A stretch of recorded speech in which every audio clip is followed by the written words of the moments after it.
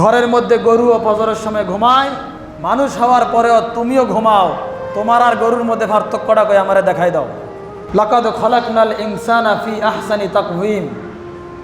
এই পৃথিবীতে আল্লাহর যত সৃষ্টি আছে সমস্ত সৃষ্টিগুলার চাইতে সবচাইতে সুন্দর করে আল্লাহ পাক মানুষ বানাইছেন। শুধু তাই নয়, কোরআনে আল্লাহ পাক বলেন খলিকাল ইনসানা দাঈফা। এই পৃথিবীতে মানুষ সবচাইতে দুর্বল একটা প্রাণী। এরপরও রব্বুল আলামিন বলেন ওয়ালাকাদ কাররামনা বানি আদম। এই দুর্বল প্রাণী হওয়ার পরেও আমি মানুষদেরকে সবচাইতে সম্মানিত জাতি হিসেবে প্রেরণ করেছি। তাদের লকব দিলাম আশরাফুল মখলুকাত, গোটা সৃষ্টি জগতের সর্দার। আপনি দেখেন মানুষ যে দুর্বল, এটার একটা দৃষ্টান্ত দেখাই।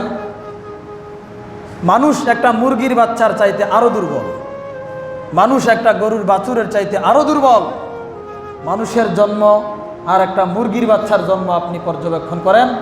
একটা মুরগির বাচ্চা ডিম থেকে ফোটার সাথে সাথে কিছুক্ষণ পরে উঠে দাঁড়িয়ে যায়, কথা বলেন ঠিক কিনা?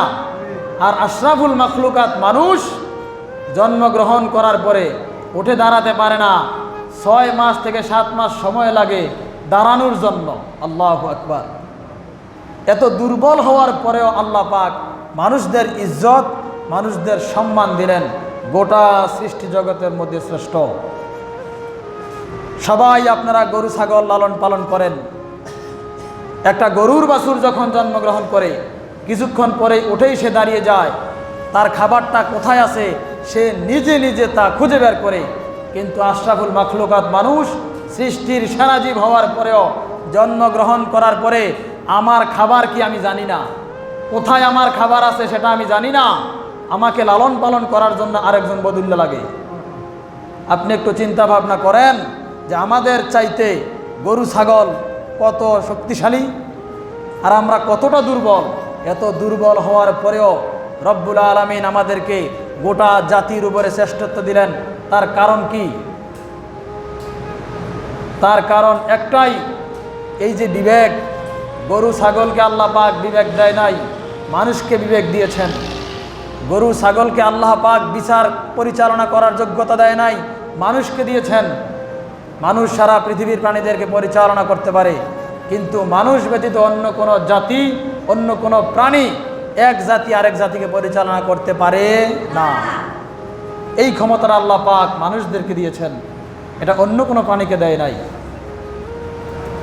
এই বিবেক থাকার পরেও যেই মানুষ গরুর মতন আচরণ করে, এই বিবেক থাকার পরেও যেই মানুষ অন্যান্য প্রাণীদের মতন তার জীবন কাটায়, আল্লাহ পাক কোরআনে বলছেন উলাইকা কাল আনআম বাল হুম আদাল।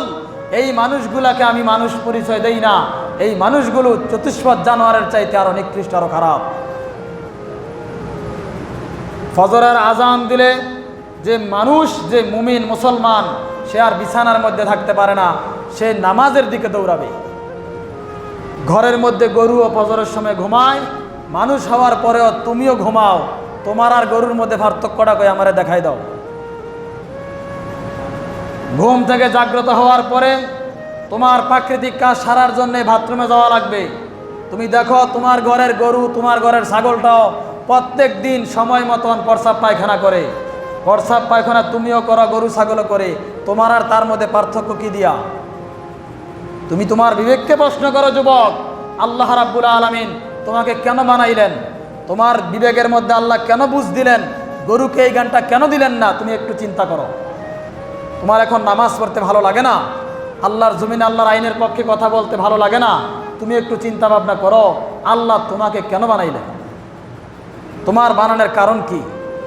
তুমি তোমার হাতের মোবাইল ফোনটা কিনো, তার পেছনে একটা উদ্দেশ্য রাখো। তোমার গায়ে একটা জামা কেনার জন্য বাজারে যাও, কেনার আগেই তোমার উদ্দেশ্য থাকে এই জামাটা আমি কোথায় কোথায় পরে ঘুরে বেড়াবো। তুমি যেখানে যাই করো তার পেছনে একটা উদ্দেশ্য আছে। আল্লাহ রাব্বুল আলামিন তোমার এই উদ্দেশ্য সারা গররা ঘাস কাটতে বানাইছে না?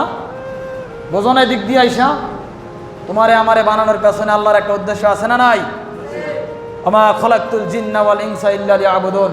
আল্লাহ পাক বলেন আমি মানুষ এবং জিনকে সৃষ্টি করেছি শুধুমাত্র তারা আমি আল্লাহর ইবাদত করবে, আমি আল্লাহর গোলামি করবে, এছাড়া তাদের কোনো কাজ করার ক্ষমতাই নাই।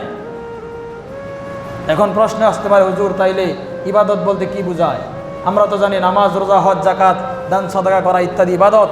তাহলে আমি যে খাই, আমি যে ঘুমাই, আমি যে ব্যবসা বাণিজ্য করি, আমি যে রাজনীতি করি, এগুলা কি? আমার প্রিয় ভাই, এগুলোও আপনার ইবাদত, যদি তরিকা হয় নবী মুহাম্মদ রাসূলুল্লাহ সাল্লাল্লাহু আলাইহি ওয়াসাল্লামের। নবীজির তরিকা মতো খাওয়া ইবাদত, নবীজির তরিকা মতো ঘুমানো ইবাদত, নবীজির তরিকা মতো ব্যবসা বাণিজ্য করা ইবাদত, নবীজির তরিকা মতো রাজনীতি করাটাও ইবাদত। আল্লাহু আকবার। মানুষের ইবাদত ছাড়া কোনো কাজ নাই, কিন্তু আজ আমরা নবীজির সে আদর্শ মতো জীবন পরিচালনা করার চেষ্টা করি না। আমরা এখন আদর্শ ধরছি নিজের নফসের, অথবা সমাজের মধ্যে যেই মানুষ যত টাকাওয়ালা, আমরা চিন্তা করি তার মতো চলতে হইব।